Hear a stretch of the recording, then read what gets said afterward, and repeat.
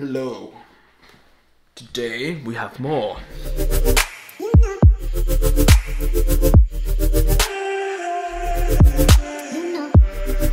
Anyways, first champion that we have created is Lancer. Lancer is, well, what do you think? He has a lance into his arm. And the next champion after him is actually kind of be like, kind of similar. In a way, like you'll see. Anyways, Lancer, you think about like a joust, a knight. Jousting is his jam. So his passive is every consecutive attack on the same target charges your ultimate. Now we'll get to your ultimate later. But that is in order to cast it. So you actually have to attack basic champs, whatever, to get ultimate casting? What? Okay, well, there's also another thing, because that's kind of like, oh, well, that's just to cast ultimate. Well, when you're at 25% full of this, I guess, bar or whatever, you gain 10% movement speed. 50%, 20%, 30%, 75%, 30%. And then 100%, well, you're going to cast ultimate, pretty much. But if you're at 100%, you get it, it's 40%. And then you cast ultimate, and you still have the 40% while you have the ultimate. Now, ultimate's a secret right now. Anyways, Q is 2 charges. Now, these charges are basically you pull back your lance and you stab forward, and that's basically it. 2 times, 1.5 seconds in between, or 2 seconds, between each hit. W is you're going to put the lance above you, you're going to dash forward, and if you hit a champion, you're going to stab them, impale them, and put them behind you. Oh yes. E, after this, you can create an area around yourself, which this area will slow enemies for initially, for like 25% for like 2 seconds. And then after that, each champion that was slowed, you gain more attack speed. So if one enemy, 10%, 2 enemies, 20%. So if you have 5 enemies, 50%, and your bar is halfway full, you have 100% attack speed. What? Wait, did I say movement speed? I meant attack speed for E, by the way. Attack speed. Anyways, your ultimate is mount. Yes, you're gonna mount a horsey and be able to joust. Oh, this is so cool. Anyways, yes, in comes the cavalry. You mount your own horse, and then you gain a second health bar. Now, the health bar kind of shows how long you're gonna have your horse for. If your horse dies, you gonzo. You donezo, and your passive also resetso. Anyways, and then your abilities remain the same. Typically the same. You're on a horse. Don't do any more damage or anything like that. But W is completely different. You will call in your buddies. Your buddies will help you charge forward. W's initial dash forward is gonna be slower because, I mean, you're on a horse now. You're actually gonna have to run a little bit. But you're gonna still be able to launch them over your back. But only you. Your buddies will then stay after 2 seconds though and help you attack little friends. Well, little bad boy friends, I guess. But yeah, so they can charge forward, increasing the range that you hit with your W, but not launching them over your back, just you.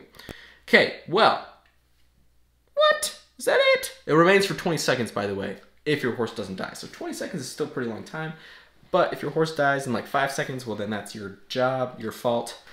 Anyways, second big boy time. Kind of the same. Instead of a lance on his arm, it's going to be a giant launcher kind of extension of himself, because it's part of his ultimate form. Yes, his passive is every 10 seconds, his next attack on him, like someone hitting him, will actually take 25% of the damage taken and convert it into permanent armor and magic resist. Both of them combined. Yes, but that's like every 10 seconds, and it's like it might be 10%, like a small amount, but it can build up over time, right? Okay, your Q. Yes, you're gonna slam forward. You slam forward, and you're gonna stay there for a little tiny bit, and you'll see why. So you'll get to deal any damage, and then I'll clarify something about the Q later on. But W is so you'll take 2.5 seconds to charge up your thing. So by charging, you're going to light it on fire, you're going to start blasting, but you're just like charging up. And then you're going to be able to blast forward in a straight line. Any champions hit are grounded. I mean, technically only one, because after you hit the one champion, they're grounded and you stop. But here's the thing about the W. If you cast W right after Q on the ground, like when he's like you smash it on the ground, right? It's on the ground. You're like, oh, I'm just sitting here for a second. You cast W while that's there. It'll reduce the 2.5 seconds to 1 second charge. And then you can blast forward. Any grounded enemies or rooted. And what I mean by grounded, like, let's kind of think of a new concept. Like, if they're hit by any of this ground CC, they're grounded for a certain amount of time unless damaged, and then they're able to get out.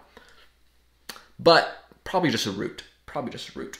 Anyways, so they are rooted, and then any rooted champions that he causes or around him will reset his Q. Reset and Q. So therefore he can Q, W, Q. Right? Okay, E is a passive.